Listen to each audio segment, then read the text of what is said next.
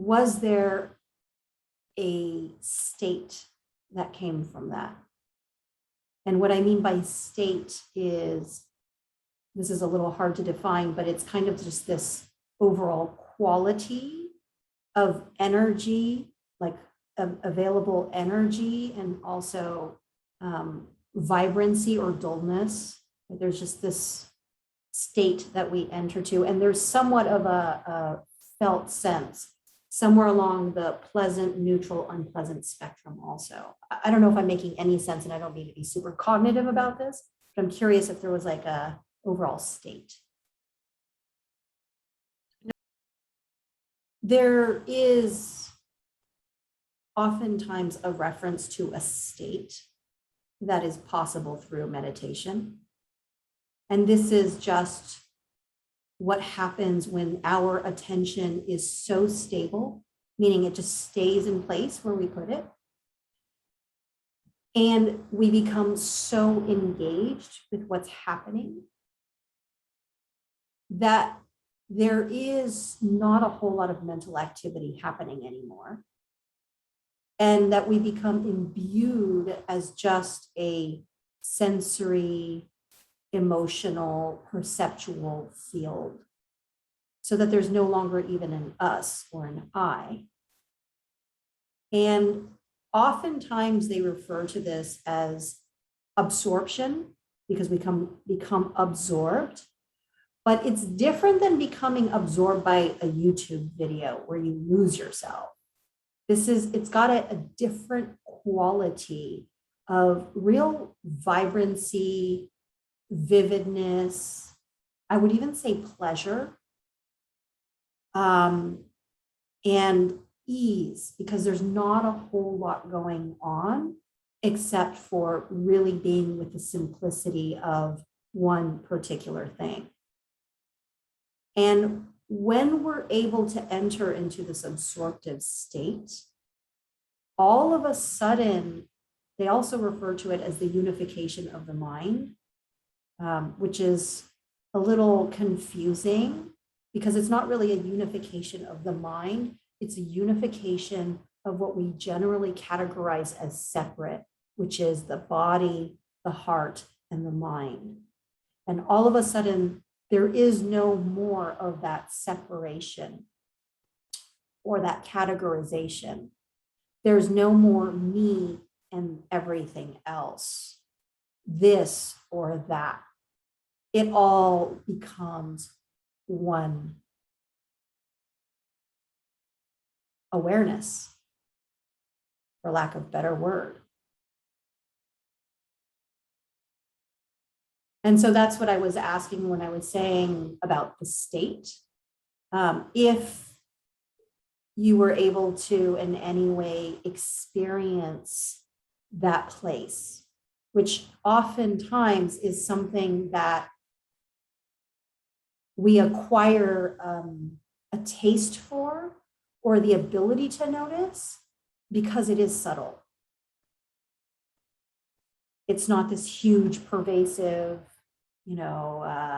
ray of light coming through dark clouds, on a gray ocean. It's really, there's a subtle state of ease and well-being. And it's very relaxing. It's very peaceful. It's almost like no matter what is happening, it's as it should be. There's no need to add anything. There is no need to change the experience in any way. It's complete. And there's a sense of satisfaction with that. Again, subtle, but there's just it's this. Here it is. I've landed. This is the reference point. I have access. I have access to my full capacity. I have access to seeing clearly. I have access to the truth of how things are. No delusion, just contact.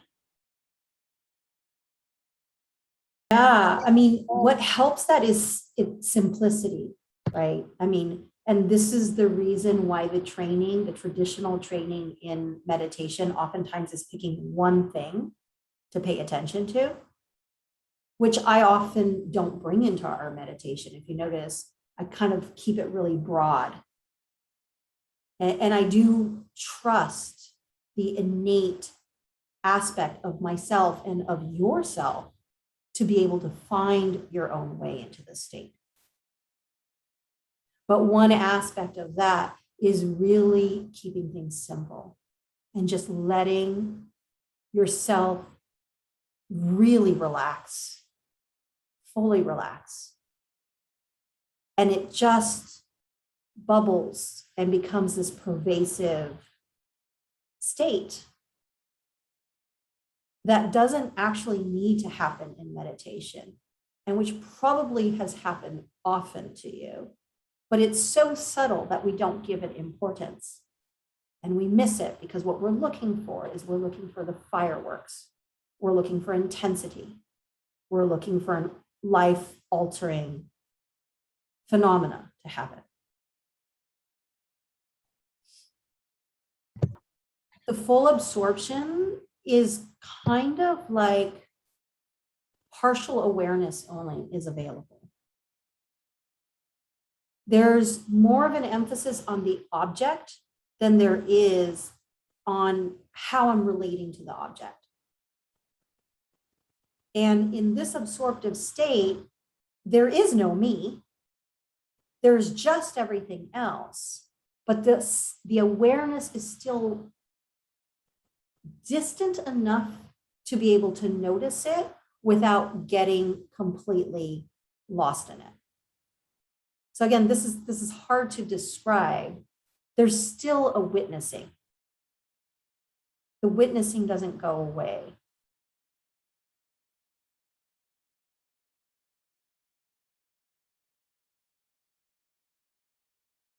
Our body knows, right? It knows what's healthy. It knows what's right. It knows what it wants. And that's how it communicates.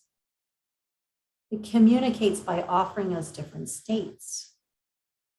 When we're outside of alignment, we experience really unpleasant states with the hopes that we're not going to want to stay in it and we're going to take some action to change it.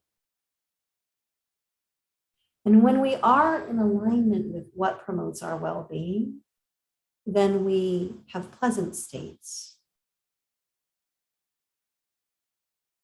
And so that's one aspect of mindfulness, is we can use our attention to notice what's the relationship between places or people or action that generates what state.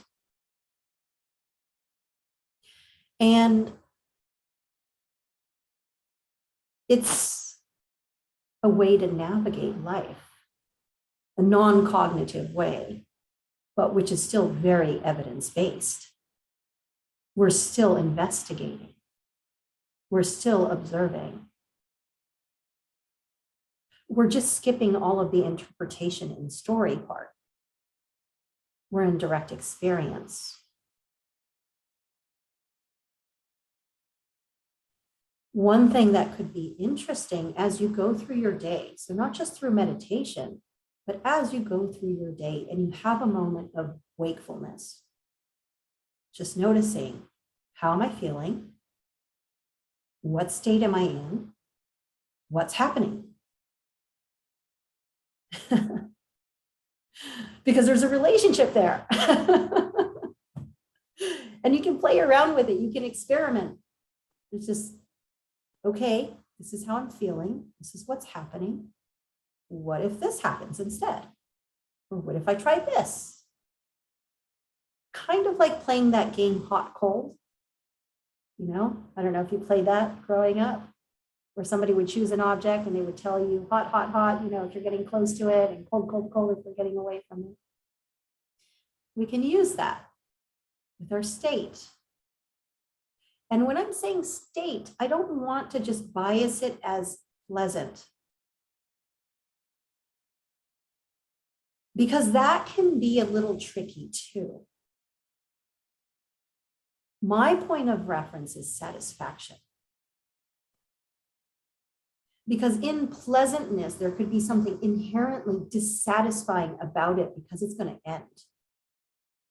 And when I'm in that state of wanting things to be in a particular way, I am no longer in deep, open, receptive presence.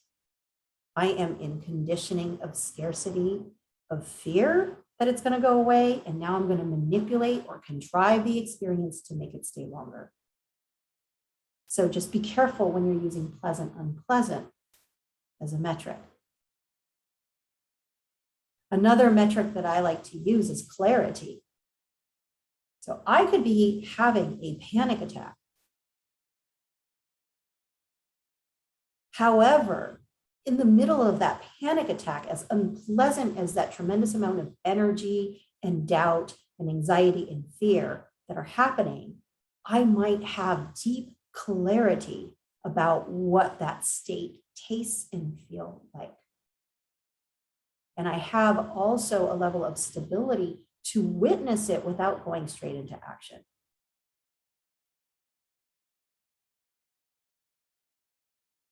Maybe another way of talking about this is equanimity. So that, of course, I have a preference. I'd rather not be having a panic attack.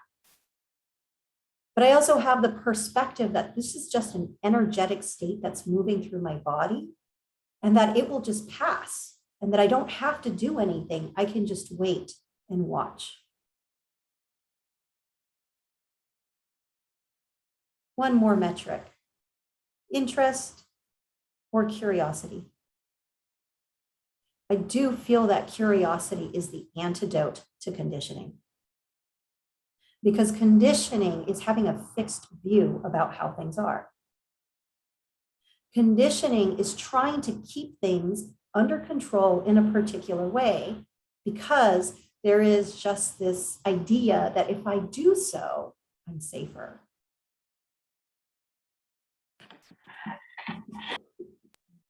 I think the kitty agrees.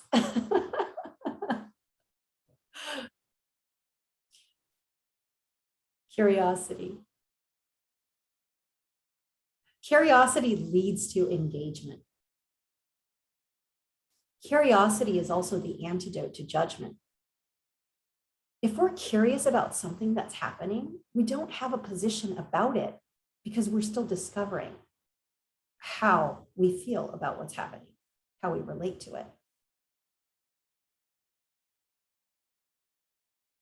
But again, these are all really cognitive references. And I'll just say, you know when you reach that state. How do you know? Because you know.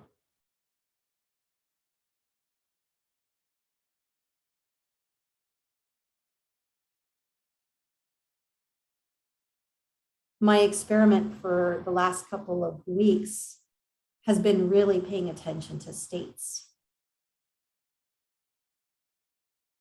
And what I have discovered is that there is at all times the availability of this state of being where there's just access. And what I mean by access is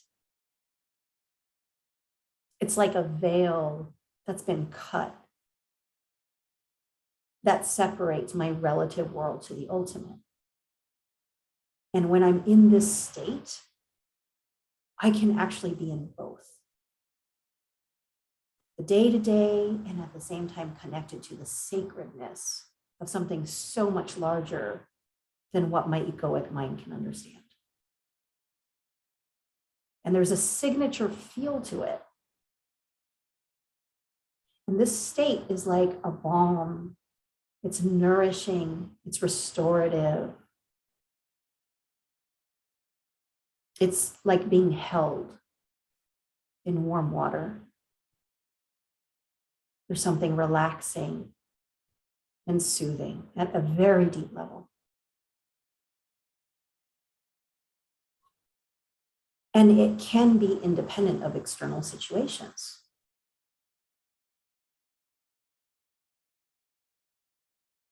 And so, of course, in our natural way, the question is, well, how do I get there? How can I start feeling that? That's natural.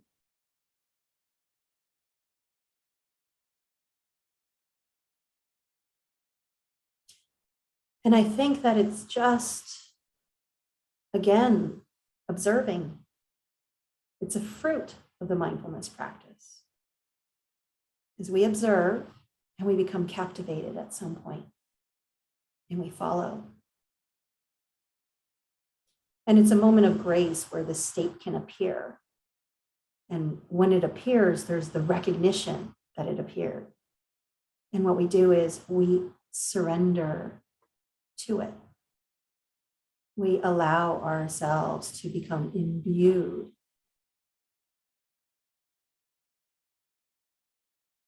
And we show our body, our organism, that this is a possibility. And it learns very quickly that we no longer have to do, it will start orienting in that direction.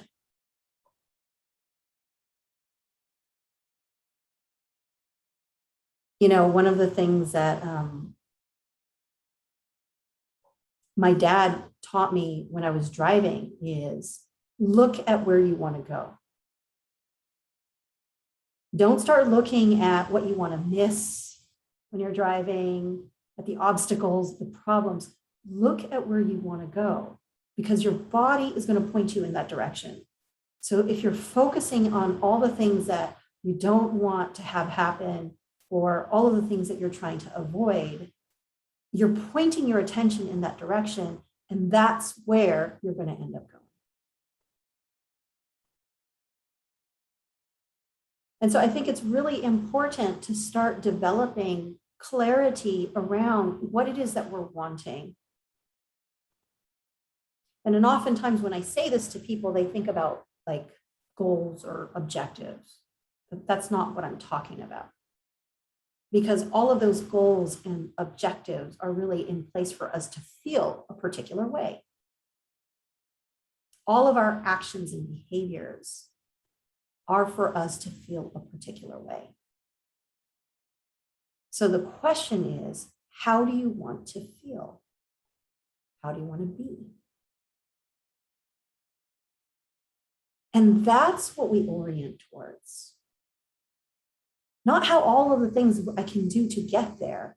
It's just allowing ourselves to be in that yearning and to feel what it is that we're wanting to feel. And it's pretty amazing, and you can do this in meditation also. You can use your imagination. I know we talk about seeing what's happening and all of that, but it's the lab. You can make it happen the way you want it. You can imagine a scenario in your head and notice the feeling and the thoughts and the physical sensations that that imaginary situation elicits. And we experience it. And so maybe I want a house with a dock into a lake. And I don't think that's physically possible for me right now, but I could sit there and with vivid imagination and detail, recreate that situation and have myself sitting on the dock, watching the water and noticing what's the state that puts me in. There's my reference point. Or it might correct the state that I'm in when I'm there. It's like, oh, this isn't what I thought it was going to be like. Right? And again, this is just play. We're just playing with mental constructs to see, one, the impact it has on our physical and emotional being, but also we can start to generate these states with our imagination. And they work almost just as well as reality.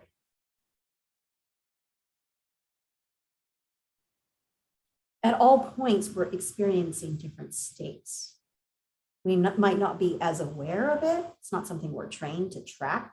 Usually we're only aware of very strong salient states, like intensity. And the invitation here is for you to become a connoisseur of the subtle nuances of awareness.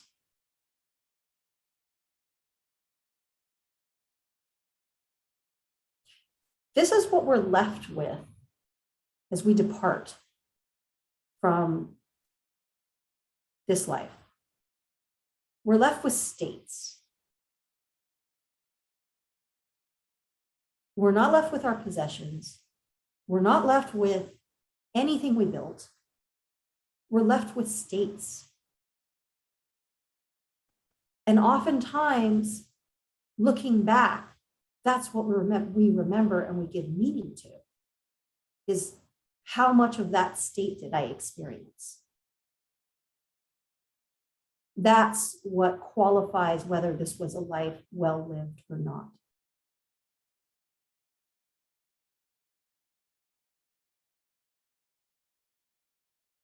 And there's no reason to wait for a particular time in our lives to feel a particular state. It's like, okay, well, now once I get like everything off my list, once I've like, worked and I saved money and like, then I can like relax and whatever, and it's like, these states are available all the time.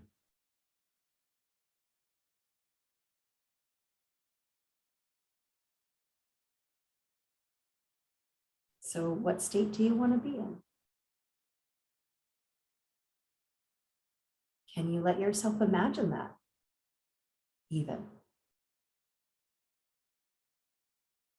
Get curious, get interested. Notice when it happens, whether it's based in imagination or reality.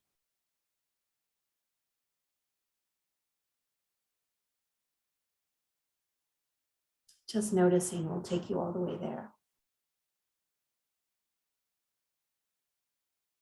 That's the beauty of this practice. All we do is just observe. It's enough. Observations will guide actions.